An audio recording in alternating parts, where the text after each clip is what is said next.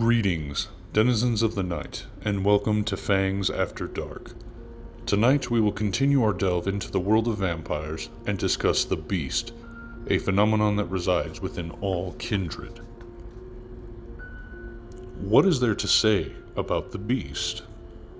There's no question that this aspect of vampirism in the world of darkness affects every Cainite, from 4th generation Methuselahs to the thinnest of thin bloods. It is common knowledge within the dark societies of our kind that the Beast is part of who they are, and is one of, if not the biggest reason why vampires in the end are seen as monsters by most. The Beast will take hold, temporarily destroying your personality and rational thought to force you into committing depraved acts in response to whatever stimuli coaxed the Beast outward. But what is the Beast exactly? Where did it come from? How does it work, and can you defeat it? To understand the nature of the Beast, we'll have to dig into the past, far into the past in which the first of men began to tread the world of darkness. Whether you believe in the Gnostic creation myth of our kind or not, you'll undoubtedly have heard the name Cain a few times, especially if you have been around members of the Sabbat. Cain is famous for being the first man to commit murder upon his brother Abel, a story told in the Bible.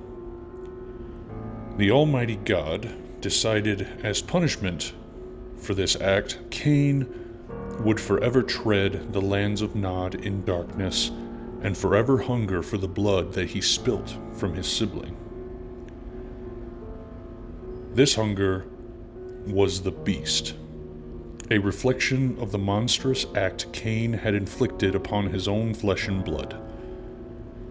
As Cain begat children of his own, this Beast was passed down among them, and so on and so forth into these modern days, where all Cainites possessed that Beast within. Of course, if you don't subscribe to such tales, the origins of the Beast become a little more simplistic, in which it is nothing more than a predator's instincts dialed up to 11. The origins of kindred are another topic entirely, though, a topic I intend to cover in detail, but for now, let's move on. The Beast has a few avenues of manifesting in any given vampire. It's not as complicated as vitae that kindred use and subsist on. There are a few avenues in which the Beast can manifest itself in any given kindred. It is not quite like vitae, in which its use is very deliberate, its manifestations are very controlled. No, the Beast is unbridled rage, driven by hunger, anger, and fear. And I'm sure you've heard the term frenzy before. That's the term that is used when we describe one of our own kind when they lost control, when they lose themselves to the Beast. These frenzies derive from a trigger that can cover a vast variety of things depending on the individual, but in the end, a frenzy is a drive to kill, the killer instinct within all kindred, manifest in its rawest form. And the nature of that kill depends on the trigger. The most common trigger is a hunger frenzy. When a kindred has lost themselves to starvation, they have to feed. They must hunt. They must kill. They must eat. They must drink. The Beast has been starved for too long, and the kindred in question has lost their battle of wills against it. They no longer care about anything or anyone. They only want to eat. The most common way for this frenzy to be triggered is through the sight or smell of blood. And depending on the quantity of that blood, it can be harder or easier for specific Cainites to resist it. Every Cainite has the ability to resist the Beast. The hungrier you are, the harder it is. And eventually, you will fall prey to the Beast, and it will come out and seek its meal. This is why it's so important for kindred to stay fed, This is why it's one of the most important activities that we can perform on a nightly basis, to go out and feed, to keep ourselves sated. Every kindred, for the most part, has endured one of these hunger frenzies at least once. When the embrace is performed, the first thing the newly turned kindred does is go into this hunger frenzy, due to the fact that their body has been drained of their blood during the transformation. Most of us know how it feels, and the consequences can be extremely dire. So keep yourself fed, or you might end up eating your lover for lunch.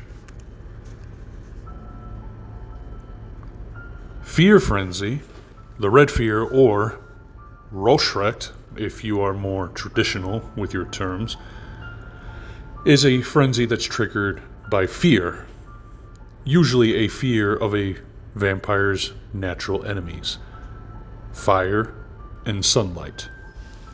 It is said, going back to a history lesson for a moment, that the archangels contributed to the myriad of vampiric curses that afflicted Cain for his sin, one of which was the natural fear to sunlight and flame. These things can kill a vampire with little effort most of the time, and as such, the beast flees from it. It's scared. It needs to get away. A compulsion that's difficult to control. The beast will rip, tear, and kill anything that's in its way in trying to flee from these natural banes. It has been observed, however, that the triggers can vary a bit depending on the will and courage of an individual canite. Everything from a cigarette lighter to a blazing bonfire has been said to trigger resides, and in some cases even resisted. Pay heed to the light, kindred. They are our natural enemies. Your body will tell you. You will feel it. Never let yourself get caught by the flames or the sun.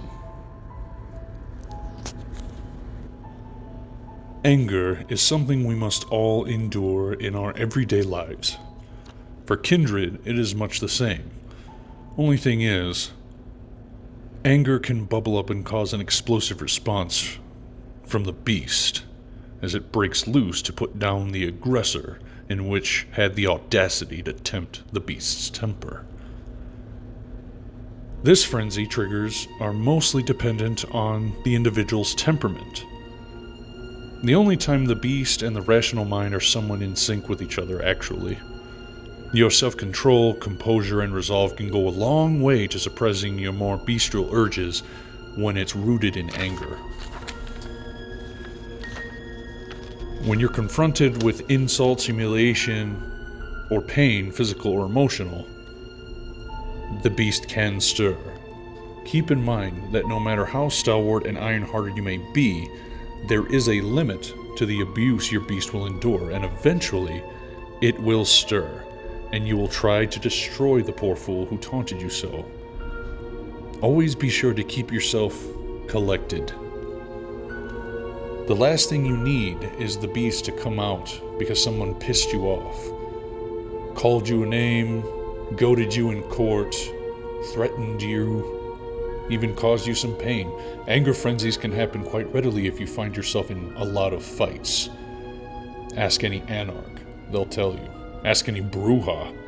Every bruja, unfortunately, suffers from an affliction due to their clan's blood, in which frenzy from anger comes very easy to them. This can cause quite a few problems. I don't envy that clan one bit for this sake.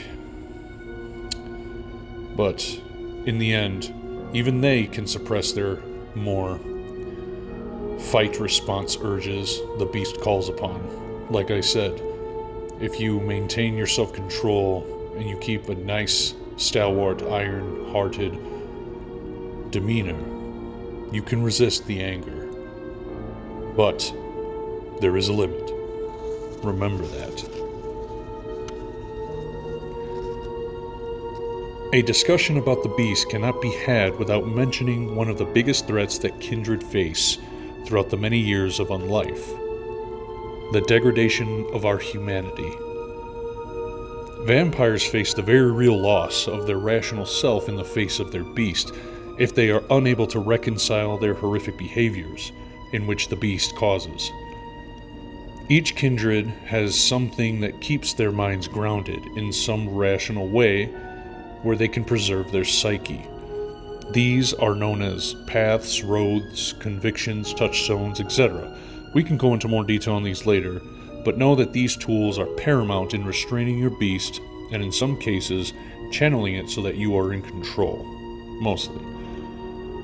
The reason why this is so important to us is because if we allow ourselves to degrade to the point of unbridled depravity, rage, hunger, and fear, we will succumb to the final frenzy known as wassail. When you succumb to wassail, you then become a wight.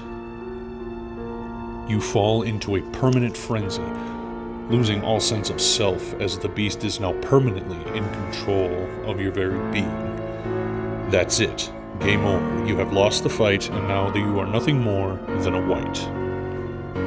Many licks have fallen to this as they are unable to reconcile their vampiric existence with their own mortality. The Sabbat is famous for producing wights in mass due to their more barbaric, depraved activities. Each monstrous act takes a piece from us until we are shattered. A wight can never come back from the wassail. The only end is final death. So be sure that you are not engaging in acts that can lead you down this path. The vampiric existence is long-lasting, ever-living, due to the immortality we may have. And as such, it is very easy for our kind to get pulled into things that can make us feel less than human. Just know that falling victim to this too much will bring out the wight in everyone. The beast is a ferocious creature that you will constantly battle against. Through the never-ending years of jihad, feedings, deals, and death-dealing, your beast will forever be your greatest enemy. Thank you for listening, and remember, nothing good ever happens after dark.